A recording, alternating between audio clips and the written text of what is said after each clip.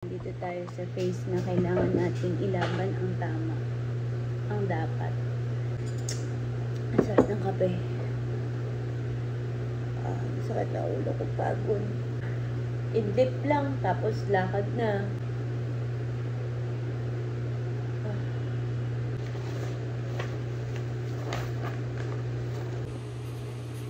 Kita na ba yan, guys? Women National Center for Mental Health, Women and Children Protection Unit.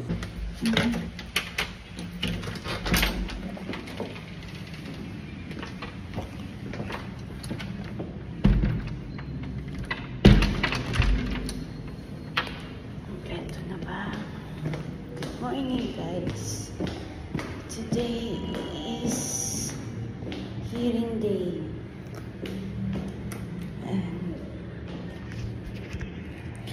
Wala pa talagang tulog ang taong ini. Ang itim ng mata.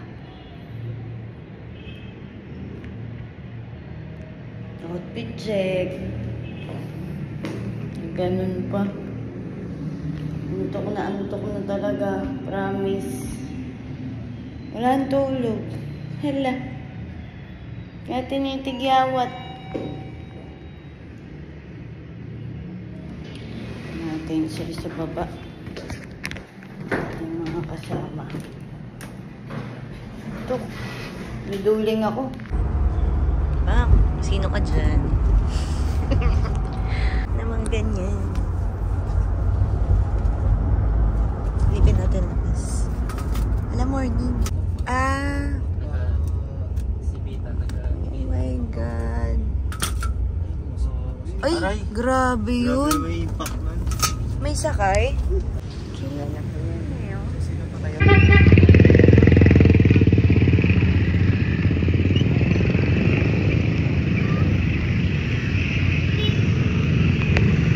The hearing is done.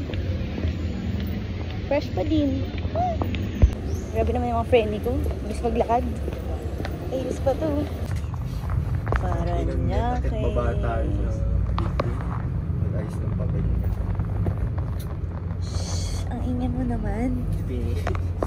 Ikaw mo naman. Nasa exciting part na tayo. Exciting part na Paranaque.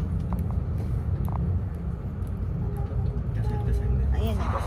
Yan Jollibee na yun. Ayan. Memorable yung Jollibee na yun. Lalo na yung katapat na yun. Kumusta na kaya sila attorney? Hindi pa sila attorney dito. Kumusta na sila? Alawin yun natin. Alana Law Office. Meow, meow, meow, meow. Grabe yung pawis. Sobrang init. Let's go, guys. Dessert.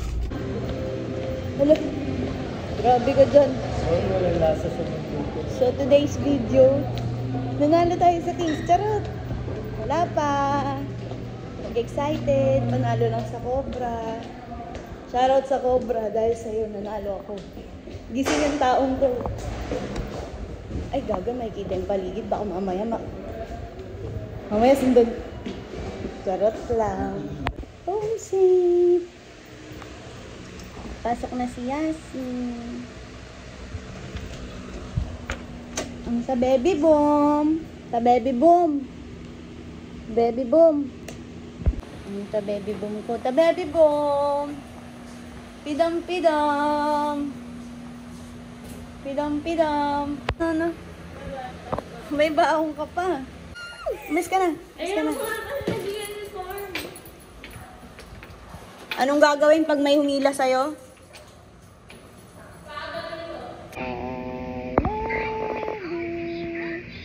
Time check, guys. It's ano is naganap?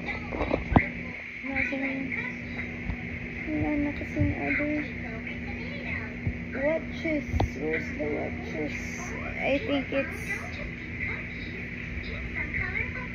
11 and 12 kasi 11 pumasok si Yasi. I think it's 12 na. And an hour after nakalis si Ate Yasi. And then si Yasi. Gising na po. Naglalambing na po. Ayan na siya sa mami. Naglalambing na siya. Ayan na siya. Ouchie, ouchie, ouch, ouch. At wala pa din tulog ang taong ini. Puyat na po. Pagod. At may naglalambing hindi matiis ng mami. Oh. What siya. Sleep muna tayo, guys. Kahit power nap lang. Time check. Off to work now. And it's now 2:39. Okay, we're late. Okay, on work tayo muna. Shoot tayo na parang kunyari nasa bahay. Kunyari lang. Sige na. Yun yung shoot natin sa loob. Bro! Sorry po.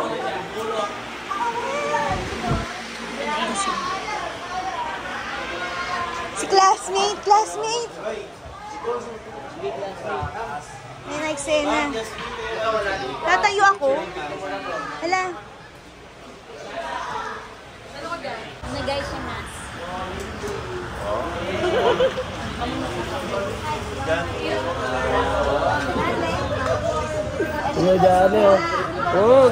Hi guys, ito nga pala si Johan. At ito nga pala si Richard. Si Richard Paul. Ito si Justin. Yula. Si Rio, ang gaganda oh. Mga chicks oh. Asawa ko.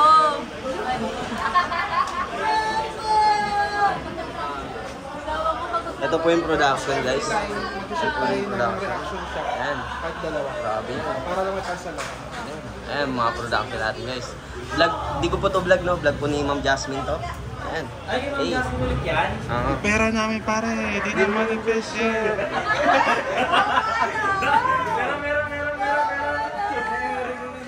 Ayan guys, bahay-bahayan po sila. Siyempre, pag may bahay-bahayan, may asawa-asawaan yan, kunwari.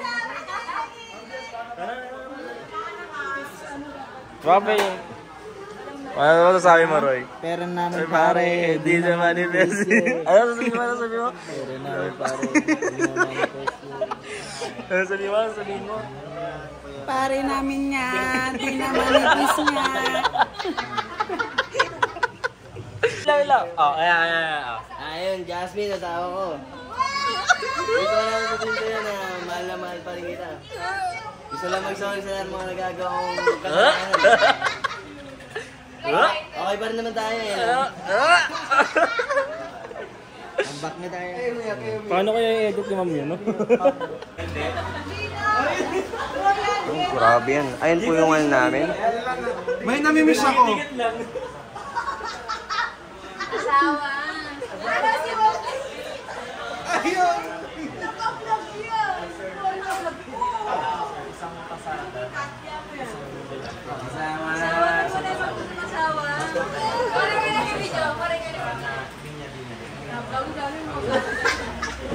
Yung script na wide, isang pasado yung script na close up.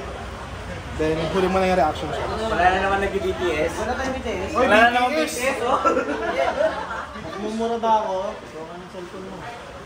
Sir JC. Sir JC, ito lang magagawa para bumawi kayo sa awa eh, no? Ay, di ko suot, sayang. Nadala natin ng ilaw mamaya pa sa bahay. Time check! Yes, Papa.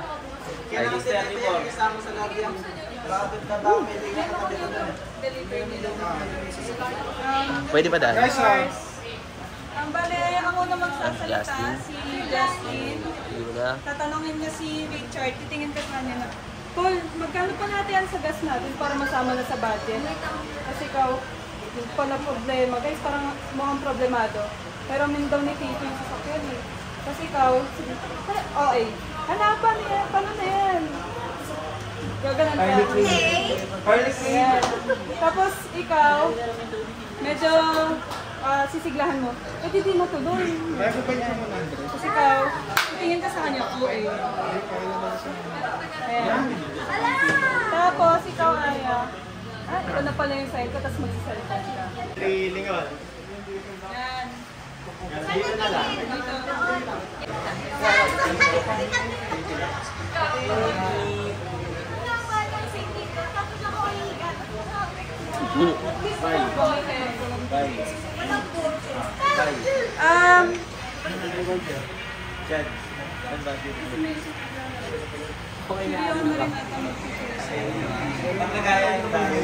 May kumakain.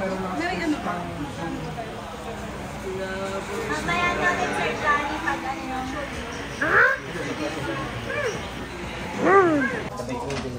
Okay, konti. Lilino na kayo. Umuna ka lang. unang beat pa lang, dumingong ka na. Quiet on the set. Sa admin po, kahit muna po dyan. Magtitake lang po kami. Si Joyce. Ready? 3, 2, 1. Action! Uy, Paul, magkano pala hatian natin sa gas? Para masama ko na sa budget. Yung pala problema guys. Kaya namin daw ni Tito yung sasakyan. Yung plastic na nahawakan mo. Ingay. Naririnig.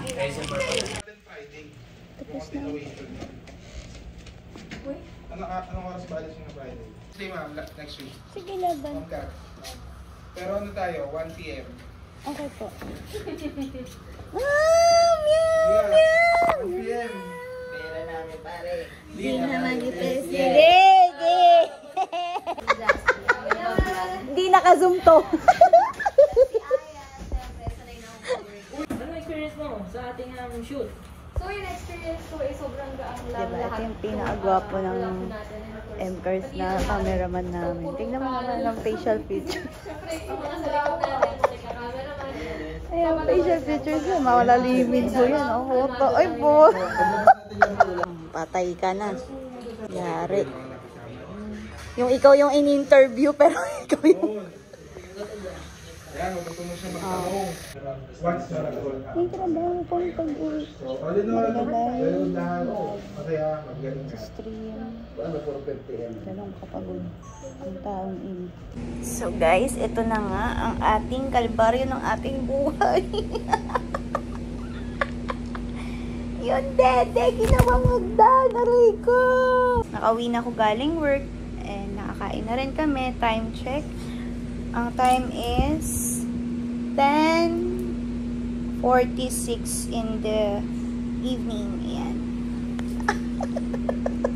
Ganito ang buhay ng merong baby boy. Diba? Nag-vlog nga ni ang taong ini. Paano? Ayan. Sige, paano kami mag-uusap? Paano?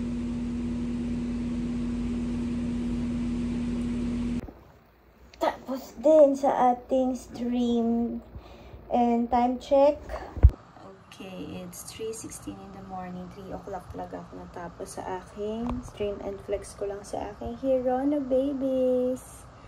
Super cute nila dyan. Sobrang cute. Dadami pa yan. And wait lang, papatayin ko lang ito. Sakit na ng mata ko. Okay, dyan pa na kayo lagay. And habang eksena dahil sobrang ayan. Sakit ng ulo ko talaga, guys. Ayan. After all ng pagbebebe time namin kanina ni Yoshi and sa mga nangyari nung nakaraan sa hearing, kahapon pala, actually hindi siya nakarang araw.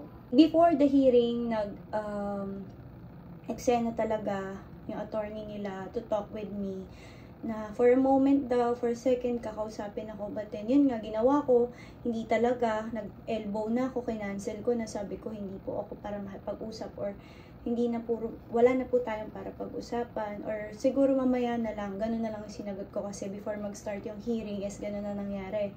And after the hearing, ayun, plead for not guilty siya and then, nag-schedule for hearing this coming May 6. So, tatagal na naman ng another 2 months. But, yun na yung last hearing. Decision making na yan. And first hearing kasi, pre-trial and etc. yung mga nangyari. Hindi rin ako nakapunta nun kasi yun yung araw na tinakot-takot, dinetret ako nung taong yan. And then, yun nga, siya. And yung second is yung February 18, which is yung nakarang araw. What happened is, they are praying for consideration. They are praying for consideration. Hindi naman daw nila ako kinakausap para i-atras yung kaso. So, okay. Sabi ko, okay. Kung may gusto daw ba akong kapalit, may gusto daw ba akong pagawa, or may gusto daw ba akong pagawa. Ganun sa kung anong consideration daw yung pwede nilang magawa para daw doon. And he's asking daw para makasama daw yung bata kasi gusto daw makasama. For me, ako, tatapatin ko na sila at tinapat ko naman na sila. Sinabi ko na din to sa attorney nila na enough is enough and hindi na talaga fair kung ako magbibigay pa again ng eksenang ganyan. Sabi ko, tinapat ko siya, kaya din ako pumayag na kausapin mo ako, which is the attorney, yun nga. Sabi ko kasi, para mas maging malinaw, kung alam ba niya kung ano yung mga recent na ginawa ng client niya. So, nung sinabi ko yung mga ginawa ng recent na client niya, alam niya na. As a attorney, alam na nila yon. And yun, pinaalala ko lang, remember, sabi ko na, yung taong yan, hindi ko na po para bigyan ng pagkakataon dahil too much na nga at meron ng involved na grabe. For sure this time, hindi na ako mag-isa at lahat na ng galaw, lahat na ng movement, lahat na ng eksena ay may tumutulong na sa akin. And yun ang pinaka sobrang thankful ko at grabe, sobrang grateful ko kay Lord and sa inyo guys. Natutulungan nyo ko and kayo mga supporters and kayong naniniwala at ngayong alam nyo na lahat. Sobrang salamat, sobrang nakakagaan ng damdamin, ng dibdib na kaya ako nagiging okay ngayon kasi mas naiintindihan nyo na, nauunawaan nyo na at alam nyo na lahat ng buong kwento. Actually, hindi pa siya totoong buo. Yung interview ko kay Makagago ay hindi pa ganun ka-totally kasi kulang ang isang araw para sabihin ang lahat ng nangyari at ang ginawa ng taong yun sa akin. So, sad to say, sad to hear na ganun ang mga nangyari pero yun ang totoo, yun ang mga totoo ng katotohanan. Masakit, masampal ng katotohanan talaga. And para sa lahat ng babae, mga mimas or mga above ko dyan, huwag nyo na akong tularan. And I hope maging inspiration din ako sa mga taong nasa same sitwasyon, nasa same scenario ng buhay na to kung nasan ako ngayon. At kung ano man nangyayari pa lang sa inyo, yan. Marami nagtatanong, ano daw naramdaman ko, ano daw yung emotion ko, ano daw yung feeling ko that time. First, nung nasa hearing, alam kong magkikita kami sa personal ulit after a few months, but then sabi ko sa sarili ko, ayoko na siya tingnan. Ayoko na magkaroon ng connection between me and him ng mata sa mata. Sobrang iniwasan ko na talaga kasi ayoko na talaga. Ayoko nang magkaroon ng anything. Sinatatakot ako na ma-manipulate ako again. So, yun. Napakagaan sa pakiramdam. And thank you dun sa araw na yon na merong sobrang nag-effort. Talagang naka-bulletproof pa yung sasakyan. Naka-artista ban pa talaga. At may bodyguard pa talaga kasi nga, yun nga, regarding sa threat. At ko na lang kasi may keming ganon. So, yun siya. Hopefully, magawa namin itong plan and nag-meeting na kami regarding dito ng fast hearing and para matapos na and sobrang gaan ang pakiramdam ko and mabavibe nyo naman yan, mga aura nyo naman yan and I'm super excited dahil ito talaga ang pinaka-exciting part. By next month, nagpa-plan na kasi ako ngayon and super busy ako ngayon. Ayan, as you can see, makikita nyo ang dami kong mga kinakausap na tao dyan. Yan. Dahil ako po ay magpe-prep na ng birthday celebration and first birthday celebration and yung kanyang christening. So, binyag na ni Yoshie and birthday niya pag-iisahin ko na by March. So, I'm so excited kasi grabe, kakapanganak ko pa lang ng 2 days. Ayan na yung nasa isip ko. Sabi ko gagawin kong masayang plan, masayang birthday yung birthday ng anak ko. And yun nga, kahit mahirap, kahit mag-isa, kahit na maraming nagdadaan na problema, hindi naman ako magpapatinag sa gantong mga eksena sa buhay dahil mas importanteng magbigay ng time and focus sa eksenang ganito ko to niyan, birthday, first birthday, binyag, and doon ko uubusin ang energy ko. Syempre, sino ba to? Ala, and yan. Masaya ako ngayon kasi I found myself again. Nagigising na ako ulit. And kahit ilang beses madapa, kahit ilang beses ako nagkakamali, hindi din naman ako mapapagod na bumangon. So, lesson learned, and mas pinapatibay ako, mas pinapalakas ako ng mga nangyayari sa akin ngayon. Lalo na kasama ko kayo, lalo na kasama ko yung mga taong nagmamahal sa akin na hindi ko nakikita before. So, yun. I'm super thankful ako sa mga taong yan. Nasa likod ko lang, nakaalalay, nakasuporta. Yung mga taong hindi expected na talagang sila yung gagawa nun, gagalaw nun, at malagang tumutulong para sa akin. Thank you po, and sobrang mahal na mahal ko kayo. I love you guys. Heist! Ito na, sa lahat ng mga daily updates, ayan, nasa Facebook Messenger channel ko. And sa mga daily updates yan, dyan na makukuha yan. And I hope naging inspiration yun para sa inyo, lalo na sa mga single moms like me, sa single parent like me. Ayan. Labanan tayo, guys. Walang magpapatalo sa atin. Ganun ang buhay. Mas palalakasin lang tayo dahil may mga kids and may mga loved ones tayong nakatingin, nakaalalay, and of course, nagpapasaya din sa atin at sila ang energy natin. Kaya ito, until 3:30 ng madaling araw, nagtatrabaho tayo. After ng streaming natin, pahinga, and tomorrow is another day for work. Love na love ko kayo ngayon. Ang dami ng mga ko ngayon. Ang dami ng mga mimasor ko na yan. Thank you, and I love you guys.